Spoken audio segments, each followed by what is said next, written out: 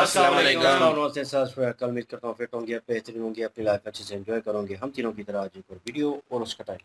Video का title जी black tiger the spy India forgot the real Dhurandhar और forgotten hero Ravindra Kaushik. Shubhankar Mishra ji की वीडियो है जी। रविंद्र कौशिक जिसका जिक्र जो है अपना उन्होंने किया था लकी बीच ने। लकी बीच साहब जो है उन्होंने पॉडकास्ट किया था आरजी रौनक भाई से, तो उसमें जो है वो इनका रविंद्र कौशिक ब्लैक टाइगर के नाम से जो है वो इंदिरा गांधी शायद उन्होंने जो है टाइटल दिया था उनको, तो उनका जिक्र हुआ था। लेकिन यहाँ पे अब उन्हीं पे जो है एक पूरी पॉडकास्ट है जिसकी रिक्वेस्ट भी काफ़ी आ रही थी। तो अभी शुरू करते हैं, देखते हैं जी रिस्पांस कैसा आता है, तो रिव्यू बाद में देते हैं। मेरा नाम है राणा मंदिर, मेरे साथ है मोहम्मद समीर खोखर। स्टार्ट। एक हिंदू ब्राह्मण परिवार का लड़का रविंद्र कौशिक नबी अहमद शाकिर बन गया। उसकी पाकिस्तान में एक परिवार थी, एक बच्चा था, एक पत्नी है, और अब वो जासूस बनकर पकड़ा गया। वो नबी अहमद को नहीं जानते, हम रविंद्र कौशिक को ही जानते। रविंद्र कौशिक के बारे में नई पीढ़ी कैसे जान गई? ब्लैक टाइगर, वो हिंदुस्तान के पहले रेजिडेंट एजेंट थे।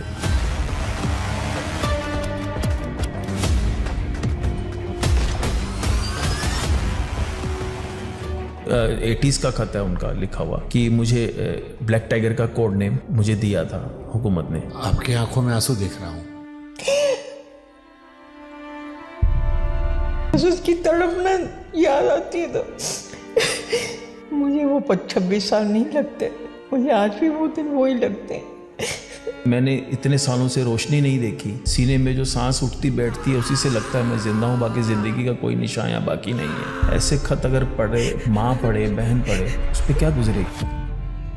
रविंद्र जी जो पाकिस्तान गए, 21 साल तक भारत में रहे। 21 साल तक की वहाँ जन्म हिस्ट्री कैसे बनाएगी पाकिस्तान में? किसी बच्चे की आइडेंटिटी को उठाया गया। कोई अगर बच्चा छोटी उम्र के अंदर किसी फॉरेन लैंड के अंदर अगर एक्सपायर हो जाए तो उसकी फैमिली से मिलके उसकी आइडेंटिटी को परचेज कर लेते हैं, उसमें आदमी को फिट कर देते हैं और इनका एक खानदानी रिकॉर्ड होगा पाकिस्तान में। फिर कैसे पकड़े गए रविंद्र कौशिक जी? यहाँ सर एक छोटी सी कॉन्स्पिरेसी है। इन्होंने एक लेटर में लिखा है कि मेरे को धोखा दिया गया है, कोई कैप्टन डोगरी है, उन्होंने मुझे धोखे से फंसवाया। जिस इनायत को भारत से भेजा गया, इसने फोटो कैसे देख ली? उन्होंने दिखाई डोगरी जी ने। कभी किसी ने कहा आपसे कि अब आगे बढ़ जाइए, यही जीवन, आगे बच्चे हैं? कभी रॉ या किसी एजेंसी ने डायरेक्टली नहीं लेकिन अप्रत्यक्ष तौर पर नहीं, कोई आर्थिक मदद नहीं, कोई केस मदद नहीं, कोई मिलने आया सांत्वना के तौर पर? नहीं। उनकी एक पेंशन आती थी मेरी नानी माँ को, और पेंशन सर आती थी 500 रुपये महीना। टोकन ऑफ रिस्पेक्ट के तौर पर एक्नॉलेज किया, उस आदमी को एक्नॉलेज करते हैं हम। आप लोग जब जाते होंगे सरकारों से मिलने, ये सारी बातें बताने, तो रवैया कैसा था उन लोग का? जब वाजपेयी साहब को मिले तो उन्होंने राहत भी दी, लेकिन हुआ कुछ नहीं था। तो गवर्नमेंट को आखिरी में पता लग गया था कि वो जिंदा है, इस जेल में है। लास्ट में हमें ये सुनने में आया कि वो जैसे एक्सचेंज होते हैं जासूस, उनके बदले में ये लोग 10 आदमी मांगते थे। इंडियन गवर्नमेंट उसके लिए भी राजी हो गई थी, लेकिन सर वो छोड़ नहीं सकते थे, उसके कारण थे। तो एक पाकिस्तानी बनने के लिए क्या क्या आपको लगता करना पड़ा होगा उन्हें? तो मतलब ऐसे लग रहा है जैसे डेस्टिनी ने सब कुछ पहले से तय कर रखा था। उर्दू वो ऑलरेडी जानते थे और एक्टर वो अच्छे थे। एक थ्योरी आती है कि जब जेल में वो आखिरी के दिनों में थे, भारत सरकार से बार बार अपील करते थे कि अगर मैं अमेरिका में होता तो शायद चीजें अलग होती, वहाँ सम्मान करते हैं, मुझे निकालो यहाँ से। एक्चुअली वो चाहते थे फांसी पे चढ़ जाएं वो। जब कारगिल का वॉर हुआ है उसके बाद उनका दोबारा इंटरोगेशन हुआ है जेल के अंदर। इनको 8 महीने के बाद दोबारा लेकर आए, तब इनकी ये गर्दन लटकी हुई थी कंधे के ऊपर और इनसे चला भी नहीं जा रहा था, मतलब इनको टॉर्चर किया गया था। आपकी रिसर्च के हिसाब से उन्होंने क्या क्या अचीव किया था? कहूटा जो ऑपरेशन हुआ है, न्यूक्लियर प्लांट जो पाकिस्तान का है, वो रविंद्र कौशिक जी के अलावा कोई क्रैक नहीं कर सकता, क्योंकि वो पोजीशन में कोई नहीं था उसमें। सियाचिन का हमारा कांकर है, इसका जो इंटेल है, मेघदूत ऑपरेशन है हमारा, तो वो लास्ट इंफॉर्मेशन थी। उनके बारे में किसी पाकिस्तान में कहीं कुछ लिखा पढ़ा गया मृत्यु के बाद? Sir he is the only spy. उनके करेज को पाकिस्तानी भी प्रेज करते हैं। ऑफिसर्स ने कन्वर्सेशन में बोल रखा है कि चाहे यह बंदा हिंदुस्तानी था, पर हम इसके करेज को सैल्यूट करते हैं। इंटरनेट पे जो उनकी स्टोरी जितनी बताई जाती है, जितनी है अवेलेबल है, वो एक्चुअल उनकी कहानी की 10-15% भी नहीं है सर। एक हिंदू परिवार में मैडम अंतिम संस्कार का बड़ा महत्व होता है। उन्होंने उनका शरीर भी नहीं दिया। पाकिस्तान मियांवाली जेल के पीछे ही उनको कहीं दफना दिया गया। उन दिनों में हमने कोशिश की थी फैमिली ने पूरी कि उनकी कम से कम बॉडी हम ला सके यहाँ पे, तो पार्लियामेंट अटैक हो गया था इंडिया में, हमारा कम्युनिकेशन बंद हो गया था पाकिस्तान से। पाकिस्तान में जो उनका बेटा था अपने परिवार था, उसने कभी कोशिश की आपसे बात करने की? जब हमने खूब सर्च किया उसको तो एक फेसबुक अकाउंट मिला उसके अरीब के नाम से। अगर हम ये मान लें कि उनका बच्चा पाकिस्तान में जिंदा, उनकी पत्नी पाकिस्तान में जिंदा, और उनका बच्चा आपसे सवाल पूछे कि बुआ मेरे पिता के लिए आपके देश ने क्या किया, या हमें आपने अकेला क्यों छोड़ दिया? कुछ भी नहीं किया। क्या किया? कुछ किया होता तो बताती मैं आपको।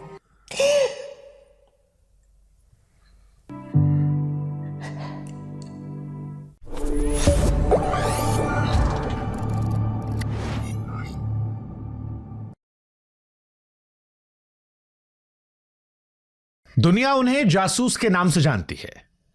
भारत में कोई उन्हें शहीद कहता है, कोई ब्लैक टाइगर कहकर बुलाता है, कोई हिंदुस्तान का वो बच्चा मानता है जिसने हमारी आपकी आजादी के लिए अपना सब कुछ न्यौछावर कर दिया।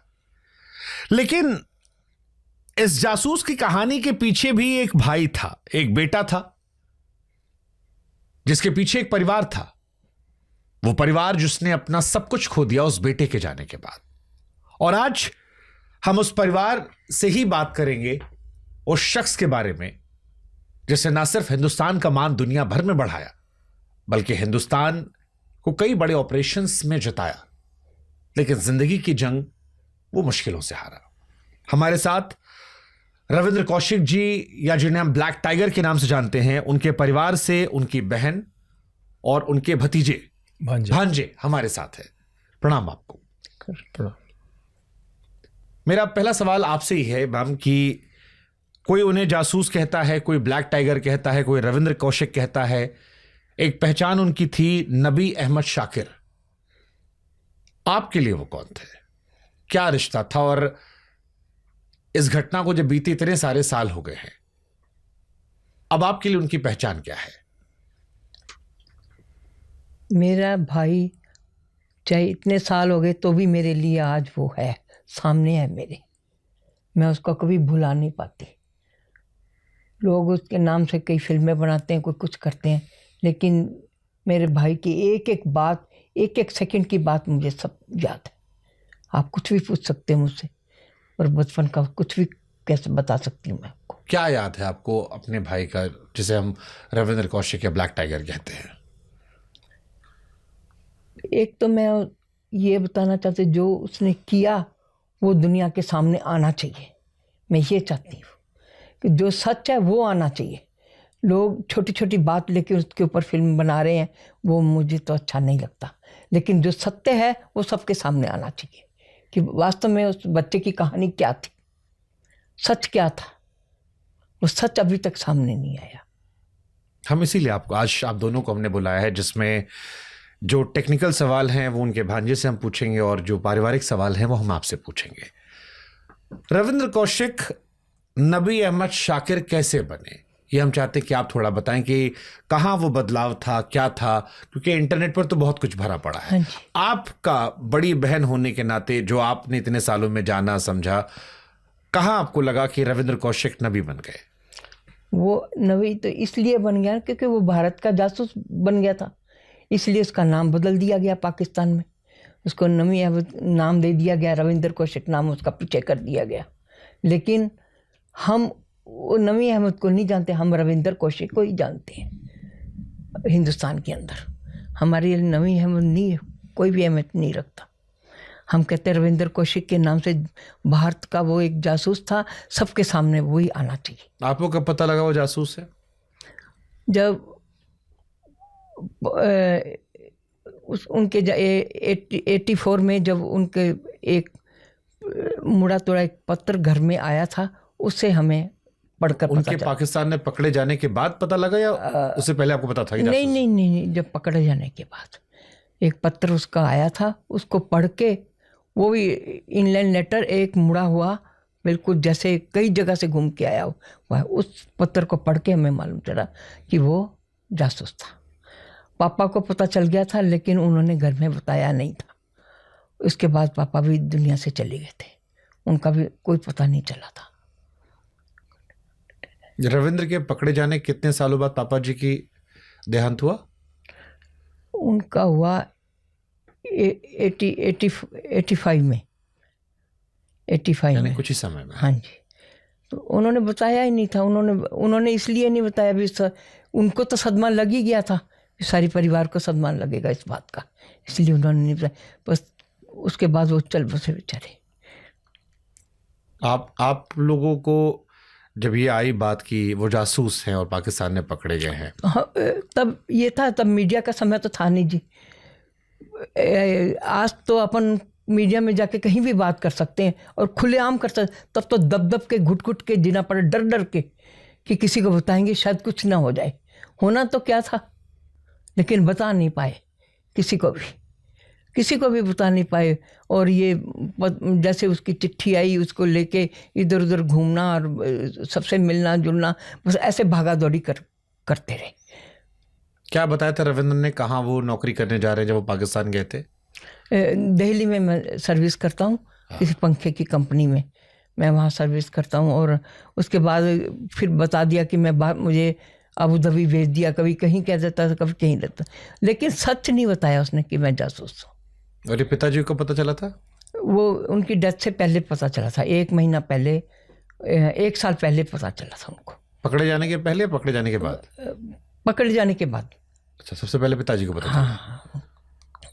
तो रविंद्र ने जब, हमें नहीं मालूम था, हमें तो एक लेटर से, इनलाइन लेटर था, मुझे आज भी आंखों के आगे याद है, वो मुड़ा तोड़ा हुआ बाहर पड़ा हुआ था, वहाँ से उससे पता चला। क्या था उस लेटर में? उसमें ये लिखा था, मैं भारत का जासूस हूँ, मैं पकड़ा गया हूँ, मैं पाकिस्तान जेल में हूँ, ये लिखा हुआ था। बस आप मेरे लिए कुछ कर सकते हो तो करो, मतलब किसी को मिलो जुलो मेरे को छुड़ाने के लिए।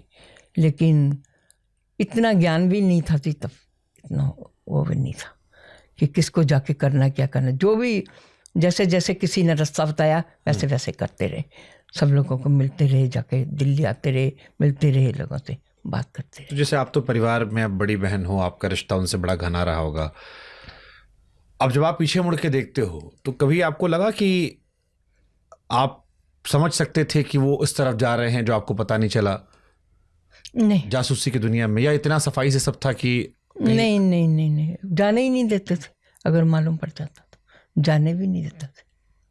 कोई बदलाव बिहेवियर में कहीं कुछ आपने नोटिस नहीं नहीं, किया? बस जब घर आया, 3-4 बार आ चुका, तब वो कोई बाहर आ जाता तो भयभीत सा रहता था थोड़ा सा, कौन आया, किसको मिलने आया, तब थोड़ा सा लगता तू ऐसे क्यों करता है।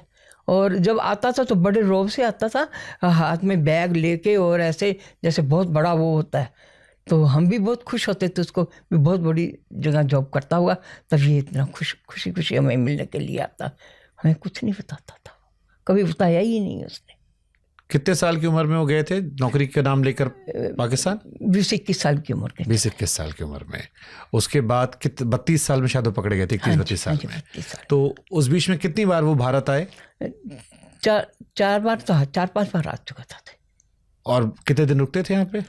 थोड़े दिन ही, जैसे 1 सप्ताह 2 सप्ताह, ऐसा ही रुकता था बस। उसमें भी मिलने जुलने वालों से मिलता जुलता रहता, और कुछ ऐसा ही था, वो ऐसी नेचर का ही था, सबसे मिलना जुलना था। रिश्तेदार भी मिलने आते थे, लोग बाग भी मिलने के लिए आते थे, चहल पहल रहती थी घर के अंदर, हमें भी बहुत अच्छा लगता था। लेकिन ये मालूम नहीं था कि वो जासूस है। कोई बदलाव पुराने रविंद्र में, उस रविंद्र में जो छुट्टियों में आता था जहाँ पाकिस्तान जाने के बाद? नहीं, वही शरारतें थी उसकी, वैसा ही बोलना, वैसे ही हंसना, वैसे खाना पीना, सब कुछ उसका वैसे ही था, कुछ भी बदला। जैसे पहले उनकी हम तस्वीरें देखते हैं तो बड़ा, वो थोड़ा विनोद खन्ना जैसे लगते थे पहले। हाँ जी। बाद में जब पाकिस्तान हो गए तो उनके जो तब भी वो इतना सुंदर था। लेकिन हुलिया थोड़ा बदल गया था। हुलिया इसलिए, वैसे उसका रहन सहन में फ़र्क तो पड़ता है, जिस जगह आप रहते हैं उसका रहन सहन में फ़र्क थोड़ा सा पड़ता है, इसलिए थोड़ा सा हुलिया में। तो जब आप लोग को ये पता चला कि एक हिंदू ब्राह्मण परिवार का लड़का, आपका छोटा भाई रविंद्र कौशिक नबी अहमद शाकिर बन गया, वो मुसलमान बनकर पाकिस्तान में जी रहा था, उसकी पाकिस्तान में एक परिवार थी, एक बच्चा था, एक पत्नी है जो शायद अभी भी वहाँ पर है, और अब वो जासूस बनकर पकड़ा गया, इसके बाद आपके परिवार में क्या हुआ? इसके बाद देखो जी, कुछ कर तो पा नहीं रहे थे, सिर्फ भागा दौड़ी थी कि किसी से जाके मिलना, या किसी मिनिस्टर से मिलना, या कि अपनी अप्रोच लगाना भी किसी से मिले या कुछ, सिर्फ एक ही था, उसको छुड़ाने के लिए लगे हुए थे भी कैसे ना कैसे वो छुड़ाया जाए, लेकिन कर नहीं पाए थे कुछ भी। आपकी माताजी ने ज़्यादा कोशिश की थी? हाँ, पूरा परिवार ही साथ थे। कैसी कैसी कोशिश की आप लोगों ने? जैसे वाजपेयी साहब को मिले तो उन्होंने राहत भी दी कि ये आपको थोड़े दिनों बाद इसको छुड़ा दिया जाएगा और आप मिला दिया जाएगा, लेकिन हुआ कुछ नहीं था। ये अटल जी ने कहा था आपसे? हाँ जी। कौन कौन मिलने गया था अटल जी से? मम्मी गए थे, मैं गई थी, भाई थे। कितने भाई बहन हो आप? 4 थे। 4 थे। अभी कितने? सिर्फ आप बचे हो या और भी कोई परिवार में है? मौसी एक 2 बहनें बची हैं आप अभी?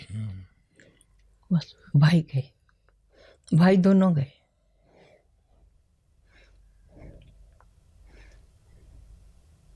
अब रविंद्र को लेकर क्या लड़ाई है? अब सबने उससे समझौता कर लिया है उस सच से, या अभी किस बात की लड़ाई है आपकी? अब मैं ये चाहती हूँ कि ये उसकी शहादत को ओपन में लाया जाए, सच सबको बताया जाए, जो कुछ सच था। जैसे आज फिर धुरंधर फिल्म बन गई, धुरंधर 2 बन गई, 3 भी बन जाएगी, 4 भी बन जाएगी, लेकिन उसमें कोई सच नहीं है। जैसे गंगानगर में तहलका मच गया ये फिल्म आने के बाद, फ़ोन आने लगे लोगों के, ये कर देंगे वो कर देंगे, भाई पे फिल्म बनी है, ये बनी है, लेकिन मुझे तो अच्छा नहीं लगा, क्योंकि इतनी सी बात से इतनी बड़ी बात बनाई गई है। वो बात इतनी सी लेके और इतनी बड़ी फिल्म, वो असलियत नहीं है फिल्म की। मैं कहती हूँ उसकी असली जीवन की जो कथा है वो सबके सामने लाई जाए फिल्म के जरिए, उसको उसकी शहादत को ऐसे नहीं गंवाया जाए। मैं ये चाहती हूँ, मन से चाहती हूँ। बट जैसे जासूसों की दुनिया में जितना हम जानते हैं, कहा जाता है कि जब आप इस पेशे में जाते हैं तो आपको पता होता है कि अगर आप पकड़े गए तो आपका देश आपको अपना मानने से इनकार कर देगा। इसके बावजूद वो देखो, इन देशभक्त, बातों का तो अपन को अब मालूम पड़ रहा है कि कोई देश मानने को तैयार नहीं होता। हालांकि ये सच परिवार के लिए कभी भी सहज नहीं हो सकता। किसी भी का बच्चा जाएगा तो वो कोशिश तो करेंगे कि हमारा बच्चा लौट आए। देखो, किसी बड़े आदमी का बच्चा जाता है ना, तो जो दुख हमें हो रहा है वो हमें मालूम है, हमें कहाँ लगी है, कहाँ क्या दर्द है हमारा, शायद बयान नहीं कर पाऊंगी मैं आपके सामने। इतना दर्द है ना मैं ये चाहती हूँ कि उसकी शहादत को सामने, सबके सामने लाया जाए। कभी कोशिश की आपने पाकिस्तान जाकर मिलने की? जा ही नहीं सकते थे। कैसे जाते आप बताओ? इतना कोई नॉलेज भी नहीं थी उस टाइम पे, भागादौड़ी में कोई भी नॉलेज नहीं थी कि पाकिस्तान जाके उसको मिल के आए। ठीक है, आप उनके भांजे हैं? जी सर। आपने, आपके बारे में जो हमने पढ़ा समझा जाना वो ये था कि आपने 13-14 साल उनके जीवन पर रिसर्च की। जी। आपकी मुलाकात हुई थी रविंद्र कौशिक जी से? जी सर, मैं 2 बार ही उनको देख चुका हूँ बचपन में। कि क्या उम्र रही होगी आपकी? मैं तकरीबन 6-7 साल का था सर। कुछ याद है या धुंधली याद है? याद है सर, याद है। थोड़ा उनका जो चेहरा मोहरा है मुझे अभी तक वैसा मतलब विजुलाइज होता है जब मैं याद करता हूँ। 1982 में वो लास्ट टाइम इंडिया आए थे।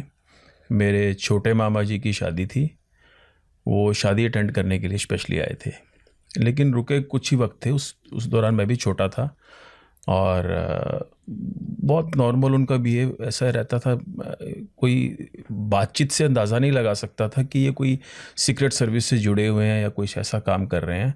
नॉर्मल बिहेव रखते, जैसे घर में आके उनके आने से खुशी बहुत बढ़ती थी घर में। ये मैंने देखा है कि बहुत जॉली नेचर के थे वो। शायद ज़्यादा हंसते थे, शायद वो छुपाने के लिए हंसते होंगे, लेकिन वो मतलब जॉक क्रैक्स करना और सबको हंसाना, और एक्टर तो वो थे ही। तो छोटे मामा जी की शादी का भी मुझे याद है कि उन्होंने कार्ड जो बनाया था वो कार्ड उन्होंने एज ए मतलब जैसे फिल्म का कोई प्रोडक्शन के समय जो वो मोन्टाजेस जैसे वो आते हैं, वो नंबरिंग, वैसे उन्होंने लिखा था कि एक फिल्म बनने जा रही है जिसका एक्टर अपने छोटे भाई का नाम लिखा, एक्टर्स का नाम, introducing this heroine to you, producers में फिर नाना जी का नाम, ऐसे उन्होंने खुद बनाया। हाँ, हैंड मतलब मेड, वो एक कार्ड था उनका। वो ऐसे क्रिएटिव रहते थे, हंसाते रहते थे सबको। तो यही मम्मी से और सबसे जानने को मिला कि मतलब उसकी नेचर से में भी कभी ऐसे झलक के आया नहीं सामने कि ये कोई पैथेटिक लाइफ जी रहे हैं, कोई डबल स्टैंडर्ड लाइफ जी रहे हैं, कोई किसी और आइडेंटिटी को कैरी करके कहीं और कुछ ऐसा बड़ा काम कर रहे हैं। तो ऐसा आपकी 14 साल की रिसर्च में अगर मैं रविंद्र कौशिक जी को समझना चाहूँ तो एक पहला सवाल ये मेरे मन में आता है कि आपने ये रिसर्च क्यों की, इतना लंबा समय अपने जीवन का आपने क्यों उधर दिया? उसके एक शब्द पे कि मेरा भांजा मेरे लिए कुछ करेगा। ये कहाँ लिखा गया था? ये एक चिट्ठी उसकी आई थी, उसमें लिखा हुआ था इसके नाम पे। आई तो परिवार, वो रेडियो स्टेशन पे बोला गया था ना सूरतगढ़ में, तब उन्होंने कहा था कि शायद उन्होंने वो रेडियो स्टेशन से सारी खबर सुन के एक पत्र लिख के भेजा कि अब मेरा भांजा मेरे लिए ही कुछ करेगा। ये एडवोकेट पढ़ रहा है तो ये मेरे लिए जरूर, एक शब्द पे इसने ये उठाया कदम और मेहनत भी करी है, ऐसी बात नहीं है, लेश मात्र इसमें कोई भी ऐसी गलत बात नहीं है, झूठ नहीं, इसने बहुत मेहनत की उसके ऊपर।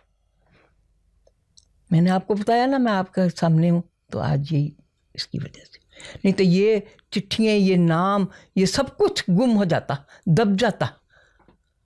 ये जो इंटरनेट पे आपको दिख रहा है सब दब जाता, जैसे धूल जम जाती है ना, ऐसे दब जाता। उन्होंने खत में लिखा था, एक खत के अंदर जिक्र किया था कि भी हुकूमत से जाकर बात करो। ज़्यादा उर्दू का ही इस्तेमाल करते थे वो, हिंदी भी, अगर कुछ खत उनके हिंदी में भी हैं, बाकी उर्दू भी उनकी बड़ी मतलब एक अरबी को टच करने वाली उर्दू वो लिखा करते थे। उसमें एक उन्होंने खत लिखा कि अब तुम लोग बड़े हो गए, मतलब मेरे बड़े भाई भी थे जो चले गए अभी दुनिया से, और हुकूमत से जाके बात करो बेटा, और हुकूमत से, हम लोगों ने देश के लिए जान दी है, मैं किसी चोरी डकैती में यहाँ कैद नहीं रहा हूँ, आपको फ़क्र से जाके हुकूमत से बात करनी चाहिए, मैंने देश के लिए बहुत बड़े काम किए हैं, आप उनको बोलो कि हम लोग यहाँ लावारिसों की तरह तड़फ रहे हैं, हमें कोई संभालने वाला, मैं अकेला नहीं हूँ, मेरे साथ और भी बहुत लोग हैं जिन्होंने देश के लिए अपना सब कुछ लुटा दिया है, और यहाँ पाकिस्तान के अंदर कुछ तो उम्र कैद के कैदी हैं, कुछ सजाए मौत के कैदी भी हैं, लेकिन हमारी हालत यहाँ बहुत ख़राब है, तो आप सुप्रीम कोर्ट के चीफ जस्टिस को चिट्ठी लिखो। उन्होंने ये स्पेशली लिखा, और अपने विदेश जो मंत्री हैं उनसे बात करो, प्राइम मिनिस्टर से बात करो। ये भी लिखा उन्होंने एक बार कि धरना दो जाके, अगर हुकूमत नहीं सुनती है तो हमारे नाम लिख के ले जाओ। उन्होंने एक लेटर में कई लोगों के नाम लिखे, रूपलाल सहरिया और गोपाल दास और कुलवंत सिंह, सुरम सिंह, ऐसे करके उन्होंने कुछ जासूसों के नाम लिखे जो वहाँ पर पाकिस्तान में उस वक्त सजाए मौत के कैदी थे। तो उन्होंने कहा कि आप इनके लिए भी आप लड़ो, आप सबके लिए, सबकी आवाज़ बनो आप वहाँ जाकर। वो खत आपके पास हैं? हाँ, सारे खत मेरे पास पड़े हैं सर। जितने खत घर में आते थे वो वहाँ से स्मगल होके ही आते थे, ऐसे डायरेक्ट तो आ नहीं सकते थे। कोई मुलाकाती जेल में गया, किसी के परिवार का कोई जन उनको मिल गया, या किसी गारद के थ्रू उन्होंने भिजवा दिया।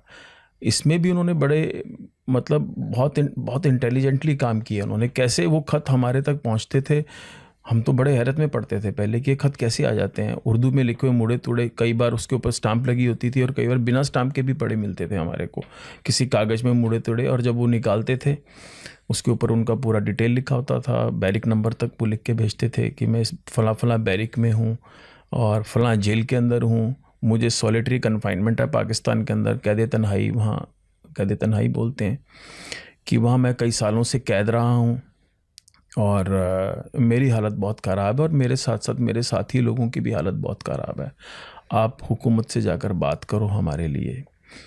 उन ख़तों में जो लिखा हुआ था उससे सर एक थोड़ा मतलब ये लगा कि बेचैनी हो गई बहुत अंदर, कि मैं क्या कर सकता हूँ, मैं तो बहुत छोटा था, मैं क्या कर सकता हूँ इनके लिए। तो पहली बार जो मैंने किया वो रेडियो स्टेशन पर एक ख़त लेके गया, सूरतगढ़ रेडियो स्टेशन हमारे, सर ये 99 की बात है सर, कारगिल के वॉर से थोड़ा पहले की बात है ये। उस खत में उन्होंने लिखा था कि शुक्रवार की रात को मिट्टी की खुशबू के नाम से एक प्रोग्राम आता है। वो प्रोग्राम मैं अपने बैरिक में सुनता हूँ। जेल के किसी गारद के पास रेडियो है। जब ऐसा प्रोग्राम चलता है तो ये वहाँ से अपने बैरिक से चिल्लाते थे, तो वो रेडियो को ऊंचा कर देता था। प्रोग्राम का नाम था मिट्टी की खुशबू। बोले जब मैं इस प्रोग्राम को सुनता हूँ तो मुझे अपने देश की, अपनी मिट्टी की बहुत याद आती है। हो सकता है मेरे देश ने मुझे भुला दिया हो, लेकिन मैं अपने देश को नहीं भूला हूँ। मैं चाहता हूँ कि मेरे प्राण मेरे देश में ही निकले, मेरी मिट्टी में निकले, जहाँ मैं पैदा हुआ हूँ। इस प्रोग्राम के जो ऑर्गेनाइज़र हैं, जिन्होंने ये प्रोग्राम रखा है, उनको मैं दिल से सलाम करता हूँ। अगर मेरा ये ख़त बराए रास्ता आपके पास पहुँच जाए तो आप इसे रेडियो स्टेशन तक पहुँचा दीजिएगा। और मेरे नाम से गीत आशा सिंह मस्तान का गाया हुआ एक गाना है सर, पुराना, और जिसको शिव कुमार बटालवी, एक पंजाब के पोइट बड़े नामी रहे हैं, उनका एक गाना था, जदों मेरी अर्थी उठा के चलणगे। ये पंजाबी गाना था। उन्होंने कहा ये गाना मेरे लिए आप प्ले करवाना, और अगर ऊपर वाले ने चाहा तो मैं ज़रूर प्रोग्राम को सुनूंगा। वो खत लेकर मैं सूरतगढ़ रेडियो स्टेशन गया। ऑर्गेनाइज़र थे राजेश चड्डा जी, उनसे मैं मिला जाकर, और पूरा रेडियो स्टेशन वहाँ इकट्ठा हो गया। उन्होंने कहा जी ये इनके लिए हमसे जो बन पड़ेगा हम करेंगे इनके लिए। तो हमने एक फेक इंटरव्यू ऑर्गेनाइज़ किया सर वहाँ पे।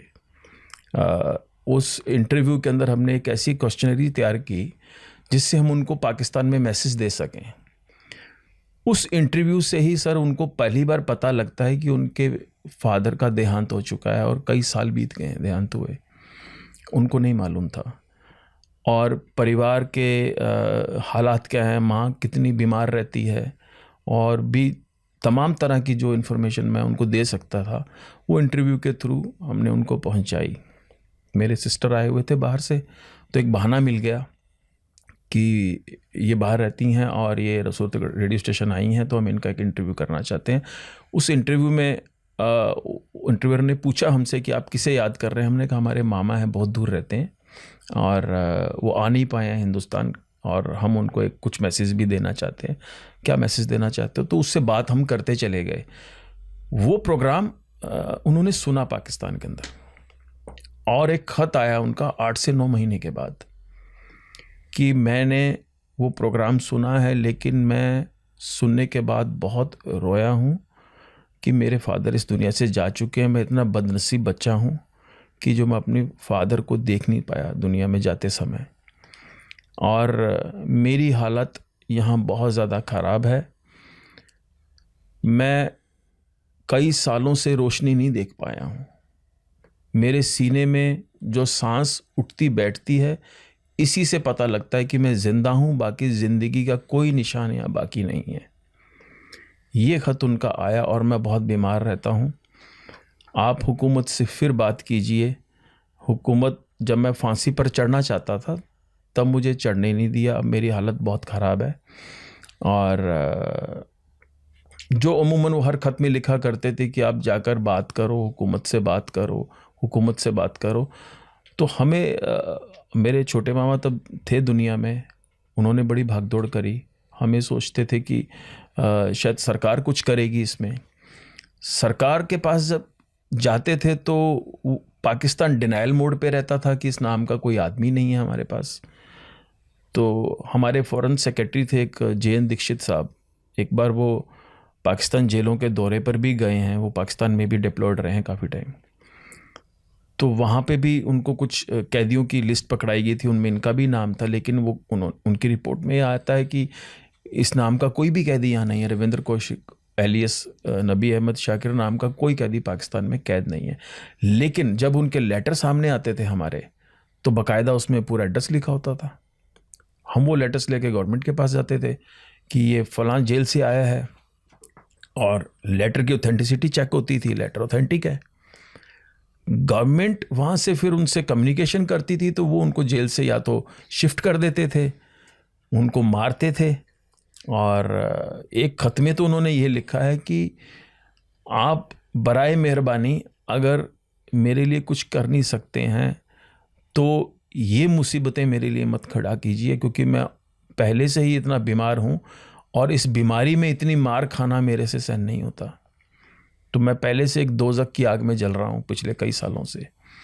तो अब इसका कोई सल्यूशन नज़र नहीं आता था सर कि बताएं तो क्या करें। इसलिए मीडिया में हम कभी नहीं उनके ज़िंदा रहते, मीडिया में कभी खबर डर के वजह से नहीं दे पाए कि हम मीडिया में जब कुछ आएगा, हालांकि कई बार वो ख़तों में लिख दिया करते थे कि आप जाइए, धरना दीजिए, बात कीजिए, हुकूमत से आंख में आंख डालकर बात कीजिए, हम लोगों ने देश के लिए काम किया है, हम किसी चोरी डकैती या स्मगलिंग में यहाँ कैद नहीं हुए हैं, तो आप जाके हुकूमत से बात करो। बात करते हैं तो आपको वहाँ पर टॉर्चर किया जाता है, तो करें क्या। इसलिए इस कश्मकश में सर बहुत साल निकले हैं। और 2001 में 21 नवंबर को जब उनकी शहादत हुई है, और उसके बाद फिर हमने फर्स्ट टाइम वहाँ हमारे एक राजस्थान में राजस्थान पत्रिका करके न्यूज़पेपर है, उसमें फर्स्ट टाइम फिर एक न्यूज़ मैं लेकर गया। मंगेश कौशिक जी वहाँ एक थे जर्नलिस्ट, उनसे मैंने बात की तो उन्होंने एक सीरीज़ चलाई सर। वो सीरीज़ बहुत हिट रही, लोगों की डिमांड पर वो रिपीट होती गई सालों साल। लोग इंतज़ार करते थे, न्यूज़पेपर का सब्सक्रिप्शन बढ़ गया। वो पहली बार उनकी न्यूज़ जज्बा जाबाज जासूस का नाम से एक सीरीज़ उन्होंने चलाई थी। उसमें कुछ खत भी उन्होंने पब्लिश किए थे, जो हमने थोड़े बहुत खत भी दिए उनके। और एक जितनी कहानी उस वक्त तक पता थी उतनी कहानी की उन्होंने एक सीरीज़ बनाई थी वहाँ पर। ठीक है जी।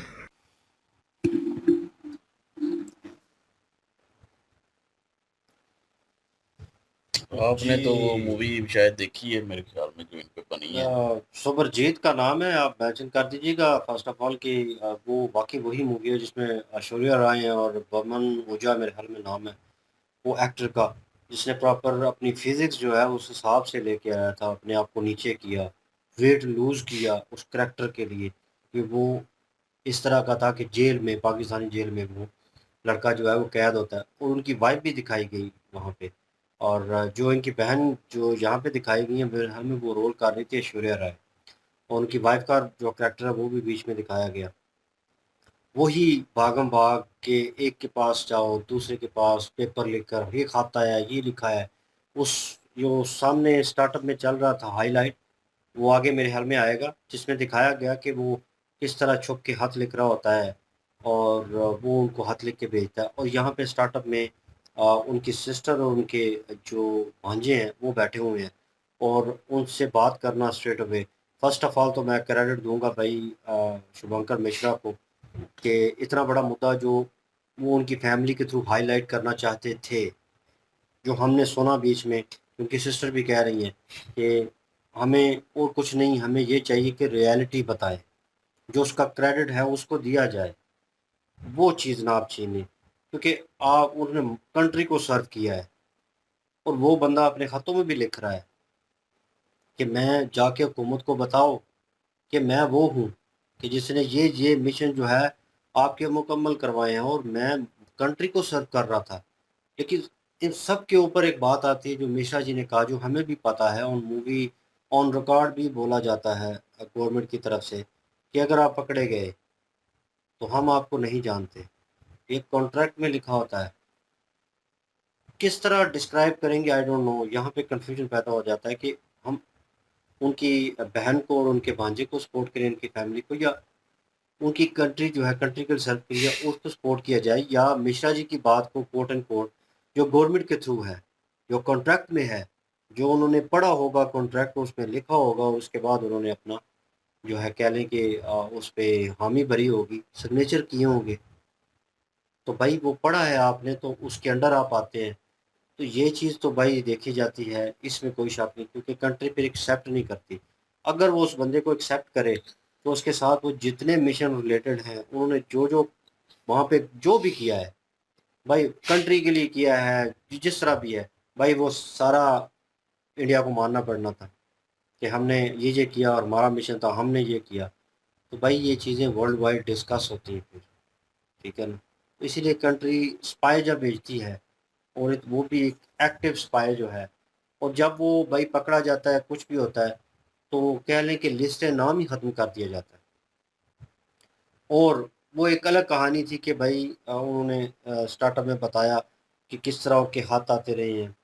हमें लगा कि वो एक कोई, जब भी पूछा जाता कि कौन सा काम करते हो, उन्होंने कहा कि दिल्ली में एक पंखों की कंपनी है, वो उसमें काम करते हैं और ये और वो। तो मतलब वो छुपाना था, स्पाई थे। जब भी आना हंसी खुशी जोक क्रैक्स करना, फैमिली के साथ बड़ा एंजॉय करना, और घर वालों को भी लगता है कि बच्चा खुश है अपनी जॉब में, अच्छी जॉब के ऊपर है, वेल सेटल्ड है। जैसे उन्होंने कहा कि बैग रखा हुआ और बड़े स्टाइल के साथ, फ़ोटोज़ हमने बीच में जो स्टार्टिंग में हाईलाइट चली उसमें देखा कि किस तरह की लेदर की जैकेट पहनी हुई है, सिगरेट उन्होंने लगाया हुआ है। मतलब इसी टशन में बिल्कुल विनोद खन्ना की तरह भी नज़र आते हैं।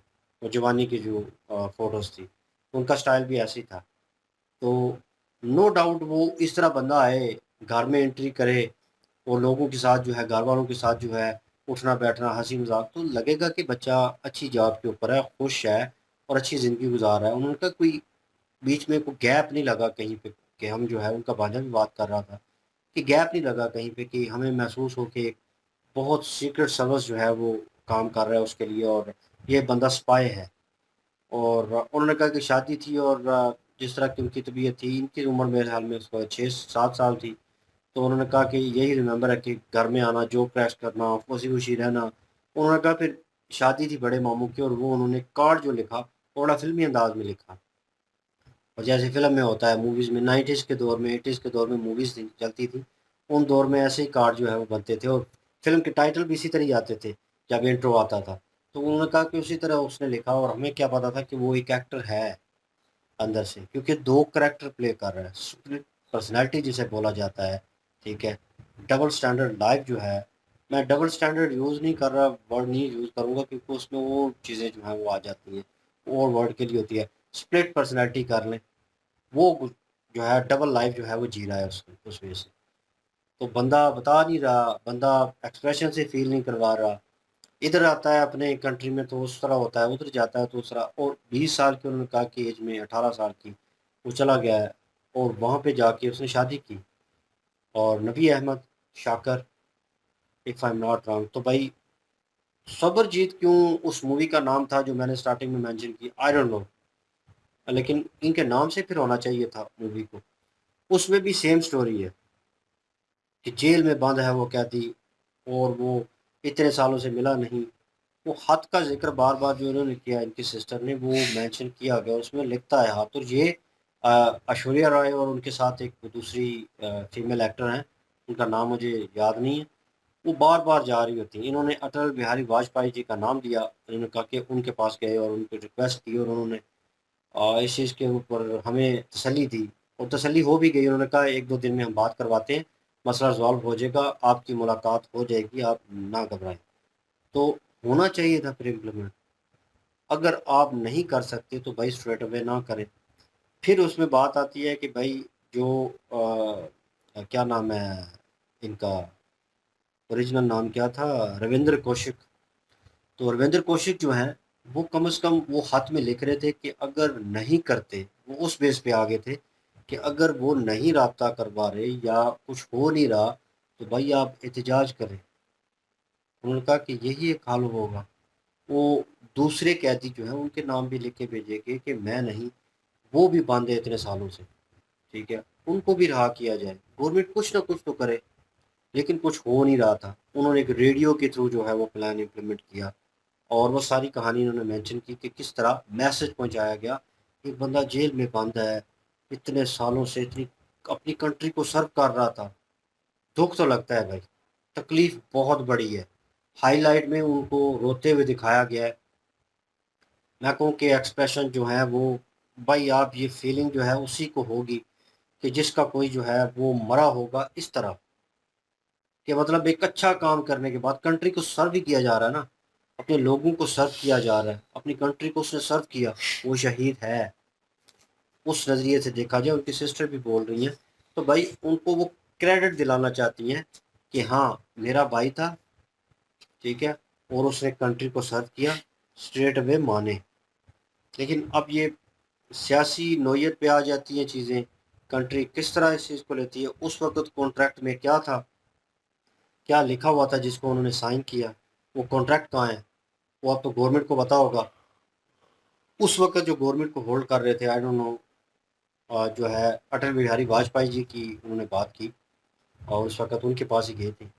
तो मे भी हो सकता है उनके दौर में उन्होंने वो कॉन्ट्रैक्ट जो है वो साइन किया हो, तो गवर्नमेंट के पास वो नहीं, मौजूद वो हो। उससे पहले किया था। वो जो मिलने गए थे वो मतलब के बाद में था ना। 98 को हाँ, अच्छा, हाँ, हाँ, ठीक हो गया, सॉरी। तो गए तो वो पहले थे ना, पहले थे। 21-22 साल की उम्र में। तो मेरे ख्याल में पहले जब भी वो गवर्नमेंट जो भी लोग होंगे भाई, उनसे अगर पता किया रिकॉर्ड निकलवाया जाए, तो भाई वो इन्होंने कोशिश भी की होगी। ठीक है, ये लॉ पढ़ रहे हैं इनके जो भांजे हैं, तो उन्होंने कोशिश पूरी की। उनकी बहन कह रही है कि इन्होंने आखिरी हद तक कोशिश की है। तो इट्स मीन्स कि इन्होंने डीप एंड डाउन जितनी रियलिटीज़ हैं, जो भी कह लें कि मवाद मिलता है, कनेक्शन मिलता है कहीं से भी उनका, तो भाई उन्होंने निकालने की कोशिश की होगी। तो कहीं न कहीं रिकॉर्ड में वो कॉन्ट्रैक्ट ज़रूर होगा। आज का कॉन्ट्रैक्ट डिफरेंट होगा भाई, वो गवर्नमेंट सामने नहीं लाती। कोई भी किसी भी कंट्री की स्पाई का वो कॉन्ट्रैक्ट सामने नहीं लाएँगे, लेकिन उसमें लिखा ज़रूर होगा कि भाई उस वक़्त का कॉन्ट्रैक्ट हो सकता है। उसमें ये लिखा हो कि हम आपसे राब्ता करेंगे या आपको कोई सहूलत प्रोवाइड करेंगे या कोई और एजेंट जाएगा आपकी हेल्प आउट करेगा आपको निकलवाने में।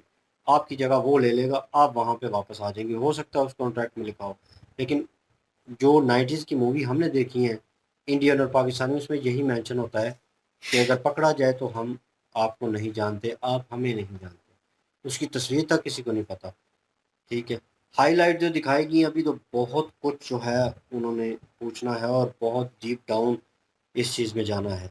लेकिन आप मेंशन कर दीजिएगा जो सुपरजीत जो है मूवी बनी है, वो इस इन्हीं के ऊपर थी, इन्हीं के ऊपर आधारित थी, तो आप बता दीजिएगा। हो सकता है मैं गलत हूँ कहीं न कहीं। जी। जी, बिल्कुल जी। इनकी काबिलियत की तो यहाँ से पता चलता है कि कितने वो काबिल इंसान थे, क्योंकि कहा जाता है कि जो ख़त वहाँ पे पहुँचे हैं और आज भी उन ख़तों के माध्यम से जो कुछ जानकारी यहाँ पे मिली है, वो ये मिलती है कि पाकिस्तान की जो सेना है, वो भी तारीफ़ कर रहे थे इनकी, कि भई बेशक ये एक हिंदुस्तानी पर्सन है, लेकिन इनके अंदर जो करेज था, जो इनकी काबिलियत थी, जो इनकी इंटेलिजेंसी थी, वो तो महान थी। उस चीज़ को तो एप्रिशिएट किया गया है। इनकी बहन जो है, उनकी डिमांड्स हैं कुछ सरकार से।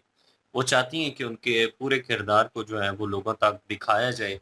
जिस तरह से धुरंधर मूवी जो है वो आई है, तो उसमें उन्होंने कहा कि उस तरह से नहीं दर्शाया गया जिस तरह से दर्शाना चाहिए। तो वो चाहती हैं कि रविंद्रा कुशक जो हैं उनके जितनी भी पूरी ज़िंदगी उन्होंने गुज़ारी है और जिस तरह से पाकिस्तान में उन्होंने पीड़ा जो है वो तकलीफ़ें जितनी भी उनका सामना उनको करना पड़ा अपने देश की खातिर, कितनी चीज़ों का उन्होंने फेस किया है, वो सारी चीज़ें जो हैं, वो भी दिखानी चाहिए। समय जो था उस वक़्त इस तरह का था कि मीडिया का दौर नहीं था। पता तो चला, लेकिन पकड़ा जाने के बाद पता चला। फैमिली जितनी कोशिश कर सकती है उन्होंने कोशिश की। जितने तरीक़ेकार उनको पता चले हैं उस हिसाब से उन्होंने कोशिश की, लेकिन ये है कि आगे तो छुड़ाया तो तभी जा सकता है जब एक कंट्री क्लेम करे कि भई बिल्कुल आपका बंदा हमारे पास है। लेकिन हमारी कुछ शराइत हैं वो ये हैं कि आप हमारे इतने बंदे छोड़ दें या फलाँ-फलाँ बंदा जो है वो आपके यहाँ है, आप वो छोड़ दीजिए तो हम इनको छोड़ देंगे। लेकिन बात यहाँ पे तो मानी नहीं गई। मानी एक बात जो है वो मानी नहीं जाती, तो फिर उस चीज़ के ऊपर कॉम्प्रोमाइज़ करवाना काफ़ी ज़्यादा मुश्किल हो जाता है। लेकिन भाई साहब जो हैं इन्होंने काफ़ी ज़्यादा मुश्किलात का सामना किया अपने देश के लिए और फिर भी उन चीज़ों को फ़ेस करते हुए भी एक उम्मीद की किरण जो होती है ना, वो तो उनके पास थी। एक ऐसा टाइम भी आया उनको फांसी पे चढ़ने का मौका मिला, लेकिन सरकार की तरफ से कहा गया कि आप थोड़ा-सा वेट कीजिए, हम कोशिश कर रहे हैं आपको छुड़वाने के लिए। फिर उन्होंने जो है वो सहन किया उन चीज़ों को। लेकिन जब डिप्लोमेट वहाँ पे जाते हैं, किसी भी कंट्री का ये मामला हो, तो ज़ाहिर-सी बात है वहाँ पे जो फिर एजेंट पकड़े होते हैं उनको टॉर्चर होता है। तो इस तरह से इनको आगे-पीछे शिफ्ट कर दिया जाता था और इनको टॉर्चर किया जाता था, वो इस चीज़ को सहन नहीं कर पा रहे थे। लेकिन हिसाब लगा लें कि कितने वो इंटेलिजेंट होंगे कि लेटर लिखना और उस दौर में लेटर जो है अपनी घर तक पहुँचाना, ये कोई आसान काम नहीं है।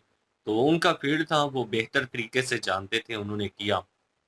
यहाँ पे एक फैमिली भी उन्होंने बनाई, एक परिवार उन्होंने बनाया।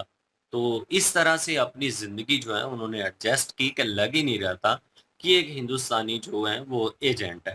लेकिन हालात इस तरह के कुछ बने कि वो पकड़े गए, पकड़े जाने के बाद घर पे पता चला पिता जो हैं वो इस चीज़ को बर्दाश्त करते रहे हैं कि घर पे अगर बताऊँगा तो बाकी लोग जो हैं वो परेशान हो जाएँगे। इसी तकलीफ़ में उनका ध्यान जो है वो हो चुका था और उसके बाद हद जो है वो किसी तरीके फैमिली के पास पहुँच गया, उन्होंने पड़ा हाथ। फिर कोशिश की कि सरकारों के पास गए, फिर वहाँ पे भी नहीं हुआ। लेकिन उनकी उम्मीद जो थी अपने भांजे की थी, वो उस टाइम छोटे थे। फिर जब थोड़ा उनको समझ आया तो उन्होंने अपनी तरफ से प्रयास किया। एक जो शो चलता था रेडियो के ऊपर वहाँ पे गए और जो है वहाँ पे जाके जब बताया तो ज़ाहिर-सी बात है जब उन लोगों ने सुना तो उन लोगों को भी काफ़ी ज़्यादा पीड़ा पहुँची और इमोशनल हो गए और उन्होंने कहा जी कि ये तो हमारे देश का प्राउड है, हम इनके लिए जितना कर सकते हैं हम करेंगे। वहाँ पे एक फेक इंटरव्यू चलाया गया, सारी जो चीज़ें हैं घर में जो चीज़ें हुई, वो उन तक उस शो के माध्यम से पहुँचाई गई। तो इन्होंने तो अपनी तरफ से कोशिश की है, लेकिन ये है कि भई हालात उस समय और थे। उस समय जो है वो किसी भी इंसान को छुड़वाना काफ़ी ज़्यादा मुश्किल था। बिल्कुल जी। और मैं कहूँगा कि वाक़ई तारीफ़ तो बनती है।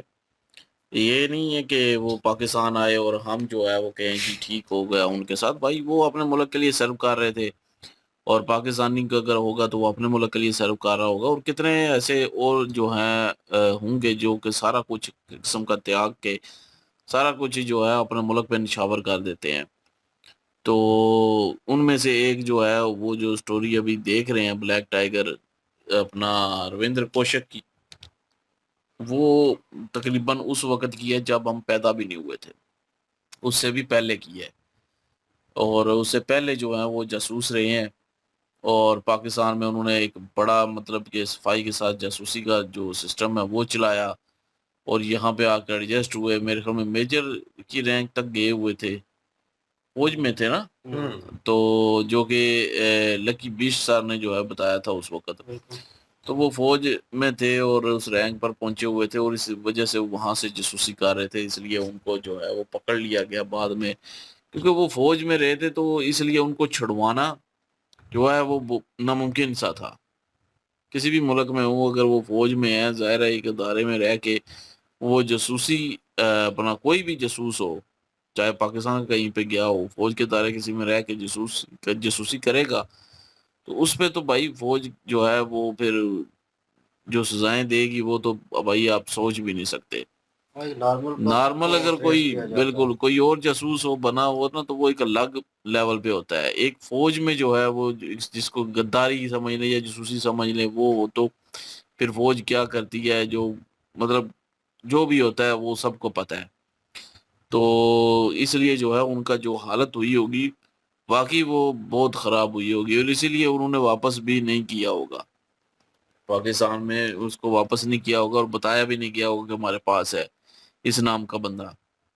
हालाँकि इनको जो इंडिया में जो फैमिली है उनको सिर्फ़ उन खतूत की वज़ह से जो है पता चल रहा था कि वो वहाँ पे है और इस जगह पे है, अभी तक ठीक है। मतलब अभी तक जो है वो ज़िंदा है और जेल में बंद है। उनकी फैमिली के बारे में जो पाकिस्तान में फैमिली होगी, उसके बारे में भी कोई मतलब ज़्यादा ज़िक्र नहीं है। खतूत जो अभी तक उन्होंने बताया उसमें भी कोई ऐसा ज़िक्र ही नहीं है कि फैमिली में उनका एक बेटा है या पत्नी है उनकी। इस तरह का कुछ भी जो है वो नहीं बताया गया अभी तक। आगे हो सकता है उसके बारे में भी जो है ज़िक्र हो।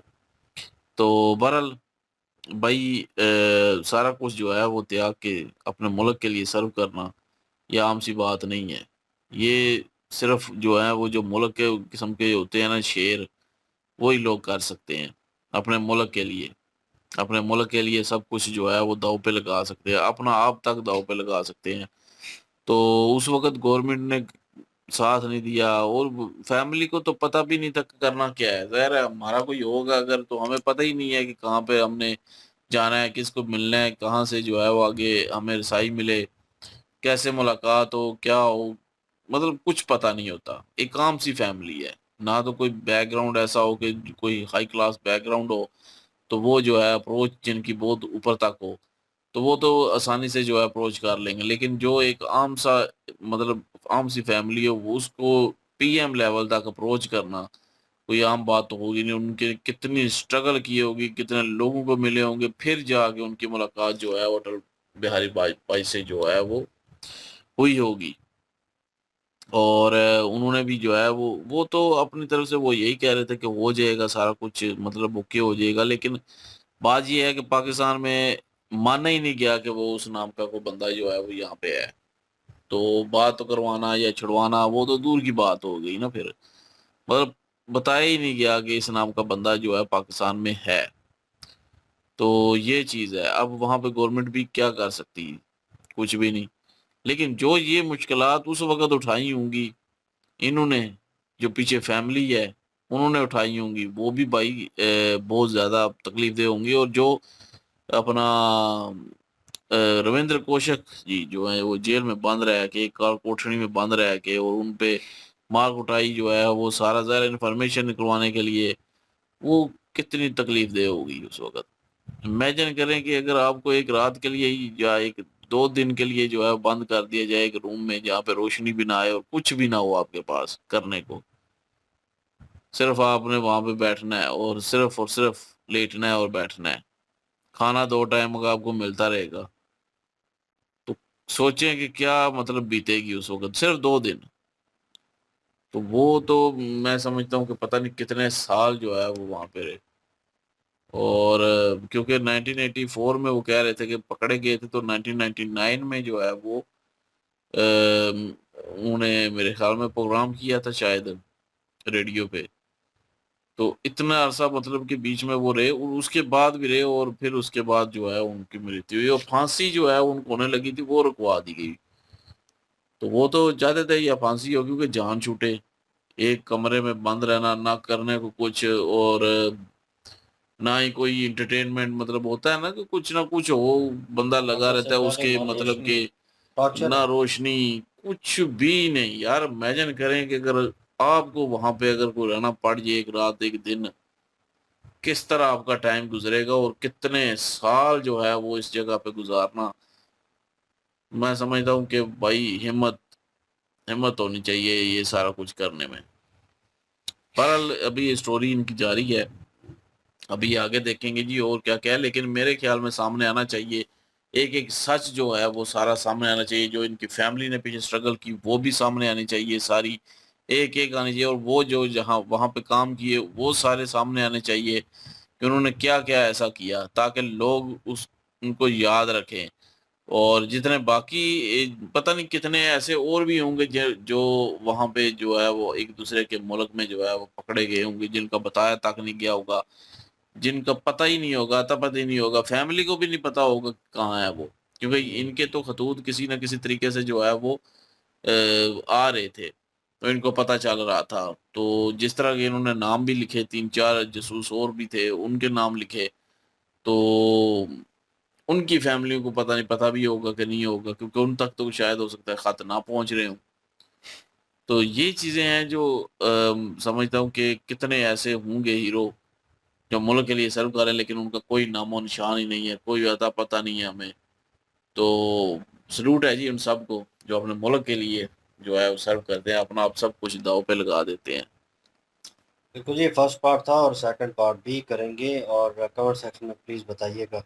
और इनकी जो वीडियो की लिंक भी डिस्क्रिप्शन में मौजूद होगी, प्लीज़ इनके थ्रू हमें भी सपोर्ट कर दीजिएगा। इंशाल्लाह मिलते हैं नेक्स्ट वीडियो में। अपना ख्याल रखिएगा, दुआ में याद रखिएगा। तब तक अल्लाह अल्लाह हाफिज, हाफिज़। पीस।